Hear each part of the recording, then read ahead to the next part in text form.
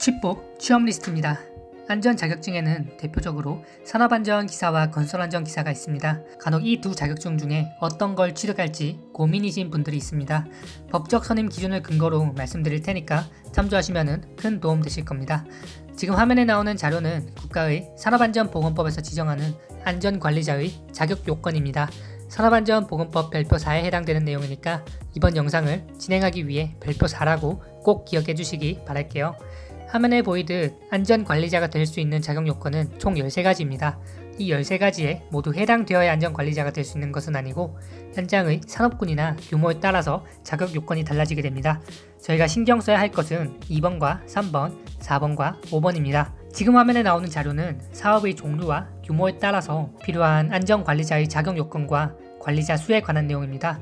똑같이 산업안전보건법 시행령에서 지정된 것이고요. 첫 번째, 제조업을 볼게요. 제조업은 규모를 기준으로 두 가지로만 구분되어 있습니다.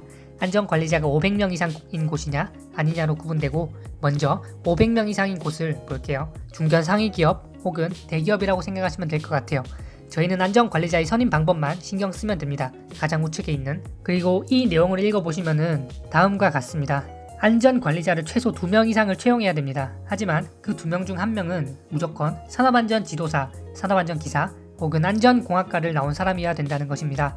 이외의 안전관리자는 건설안전기사를 취득한 사람이어도 선임이 가능한 겁니다. 만약 기업에 산업안전지도사, 산업안전기사 또는 안전공학과를 나온 기존 직원이 있다면 사실 건설안전기사를 가진 인원을 뽑아도 큰 문제는 없습니다. 하지만 기업의 입장에서는 그 직원이 언제 퇴사할지도 모르고 이왕이면은 필수 조건인 산업안전기사를 가진 분을 뽑겠죠, 당연히. 그렇기 때문에 상시 근로자가 500명 이상인 그런 제조업을 노리신다면 산업안전기사를 취득하는 게 분명히 유리합니다. 또한 근로자 50명 이상 500명 미만인 경우를 보면은 이렇게 나와 있습니다. 중소, 중견 수준의 기업의 안전관리자가 되기 위해서는 건설안전기사와 건설안전산업기사로는 안 된다는 것입니다. 산업안전기사나 산업기사가 꼭 필요한 것이죠. 두 번째, 건설업의 경우는 조금 더 간단하게 설명드리겠습니다. 건설업은 공사 금액에 따라 안전관리자 수가 변합니다. 하지만 저희는 가장 우측의 안전관리자 선임 방법만 보면 됩니다. 그리고 그걸 정리해드리자면 화면과 같습니다. 건설업에서도 제조업처럼 공사 금액에 따라 크게 두 가지 경우로 나뉩니다. 또한 공사 금액 800억 이상인 현장의 선임 조건을 보면 마찬가지로 필수 자격 요건을 갖춘 1명이 포함되어 있어야 됩니다. 그리고 그 조건은 건설안전기사 혹은 건설안전산업기사를 취득했거나 산업안전기사, 산업안전산업기사를 취득한 이후에 3년 이상의 경력을 지닌 사람입니다.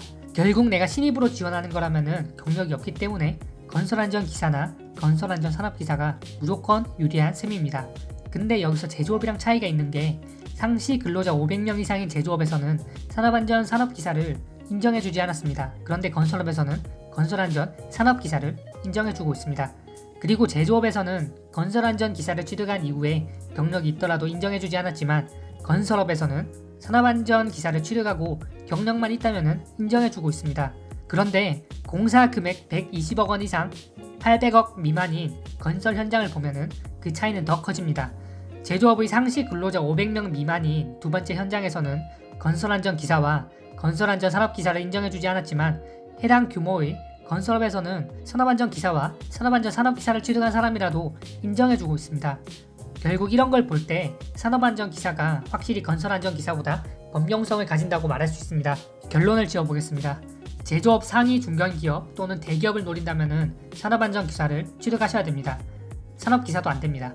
두 번째, 제조업의 중소 중견기업 수준을 노린다면 산업안전산업기사로도 가능은 합니다. 하지만 산업안전기사 소지자를 뽑으려고 할 겁니다. 세 번째, 건설업 규모 있는 현장을 노린다면 건설안전기사 또는 건설안전산업기사를 소지해야 됩니다. 이것도 마찬가지로 산업안전기사보다는 기사 소지자를 웬만하면 뽑으려고 할 거예요.